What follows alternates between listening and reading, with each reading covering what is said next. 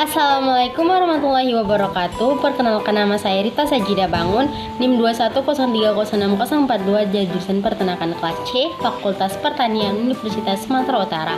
Pada video ini saya akan menjawab soal yang telah diberikan oleh Ibu Tati Pidianasari SPTMP pada mata kuliah biokimia. Soal ini bersihkan tentang materi tentang enzim. Soal pertama yaitu jelaskan struktur dari enzim beserta dengan contohnya. Enzim itu sendiri mempunyai dua struktur, yaitu yang pertama ada apoenzim dan kofaktor. Pada apoenzim atau protein adalah bagian dari enzim yang bersifat tidak tahan panas dan berfungsi menentukan kekusukan dari enzim. Contohnya dari substrat yang sama dapat menjadi senyawa yang berlainan tergantung dari enzimnya.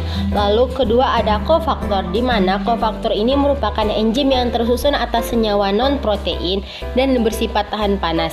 Kedua ada kofaktor, di mana kofaktor ini merupakan enzim yang tersusun atas senyawa non-protein yang bersifat tahan panas, dan enzim yang berikatan dengan kofaktor ini disebut dengan haloenzim.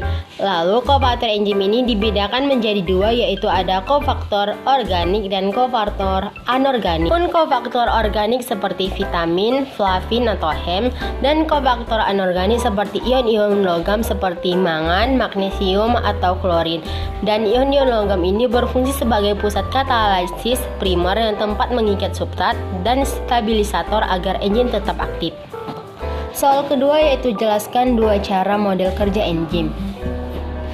Adapun cara kerja enzim terdapat dua cara, yaitu ada teori gembok dan kunci atau teori lock and key, gembok dan kunci, dan teori inductive teori atau teori kecocokan induksi, di mana teori gembok dan kunci ini dikemukakan oleh Emily Fischer pada tahun 1899. Enzim ini diumpamakan sebagai gembok dan kunci yang mempunyai bagian kecil dan dapat berikatan dengan substrat. Bagian enzim yang dapat berikatan substrat ini diumpamakan sebagai kunci yang dapat membuka gembok ini, di mana sisi aktif enzim ini memiliki bentuk yang spesifik dan tidak fleksibel, dan suatu enzim ini hanya bisa ditempati oleh kuncinya yang bisa membukanya saja. Namun apabila kunci atau substratnya tidak cocok untuk membuka gemboknya, maka ibaratnya enzimnya tidak dapat bekerja. Oleh sebab itu harus mempunyai atau harus sesuai kuncinya ini agar dapat membuka gemboknya, agar enzimnya dapat bekerja. Lalu kedua ada teori kecocokan induksi, di mana teori ini dikemukakan oleh Kosal. Menurut teori ini, substrat atau sisi aktif enzimnya harus menyesuaikan diri terhadap enzimnya agar dapat memasukinya, sehingga enzimnya tersebut dapat bereaksi dan bekerja. Soal ketiga yaitu jelaskan klasifikasi sistem enzim secara internasional dan berikan contohnya.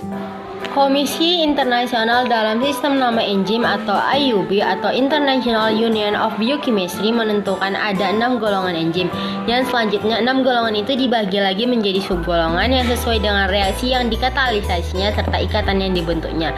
Berdasarkan hal itu, maka klasifikasi enzim. Yang pertama ada enzim oksidoreduktase, di mana enzim ini menyebabkan terjadinya reaksi redoks, yaitu pemindahan elektron hidrogen atau oksigen. Contohnya ada oksidase, oksigenase, hidroksilase, dan peroksidase. Lalu kedua ada transferase, di mana enzim ini yang memindahkan atau mentransfer gugus kimia. Contohnya adalah aminotransferase atau transminase. Lalu ada kinase, glukositransferase, transforfilase, dan transilase. Lalu ketiga ada hidrosilase, di mana pemutusan ikatan kimia secara hidrolitik atau reaksi hidrolisis atau penambahan airnya.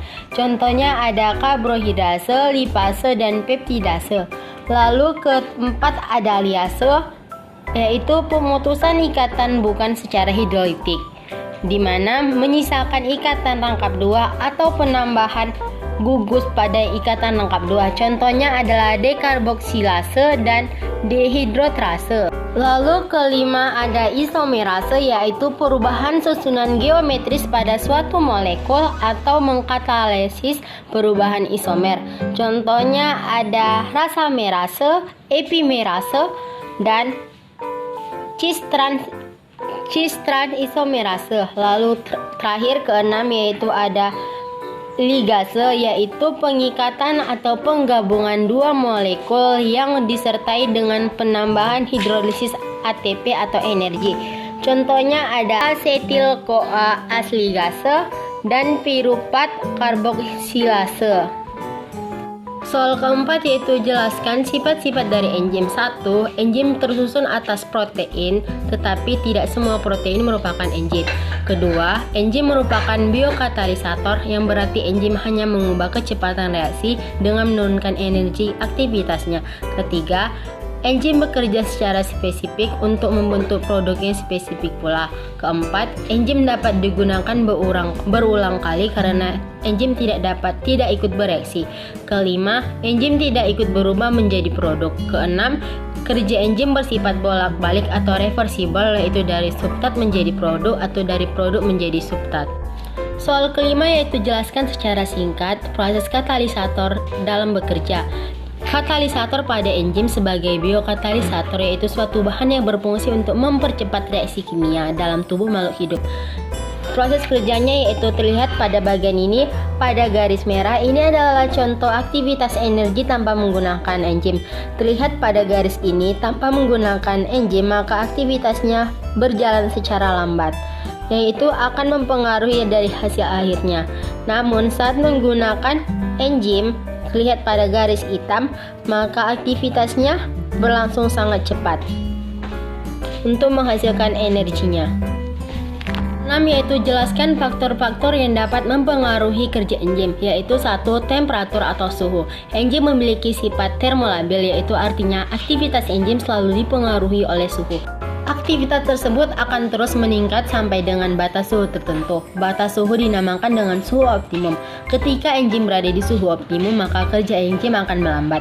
Namun, kenaikan suhu akan meningkatkan aktivitas enzim. Akan tetapi, jika suhu melebihi batas optimumnya, maka enzim akan mengalami denaturasi atau kerusakan, sehingga hal tersebut dapat menyebabkan enzim tidak akan berfungsi sebagai katalis lagi. Contohnya, enzim yang dimiliki manusia mempunyai suhu optimum sebanyak 35 derajat sampai 45 derajat.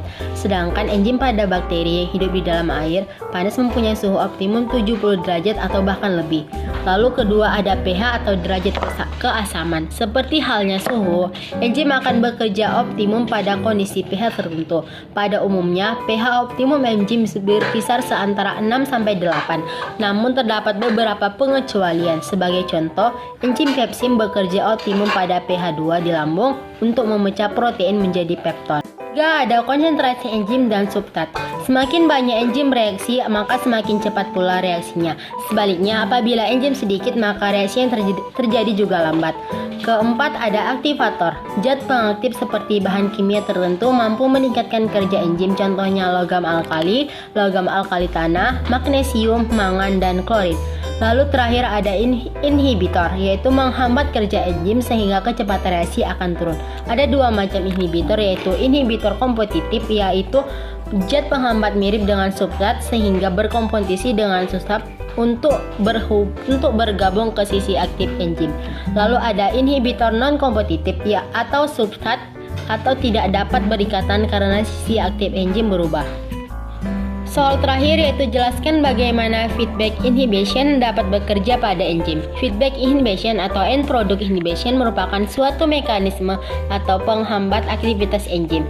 Pertama, dalam suatu jalur biosintesis oleh produk akhir dalam jalur biosintesis tersebut. Reaksi pertama dalam jalur biosintesis menghasilkan produk intermediate yang digunakan oleh enzim berikutnya sebagai substrat. Dengan demikian, penghambat aktivitas enzim pada reaksi pertama dapat menghindarkan sel dari akumulasi produk akhir dan pembentukan produk intermediate yang tidak diperlukan. Sampai disinilah video saya. Saya akhiri dengan wassalamualaikum warahmatullahi wabarakatuh dan terima kasih.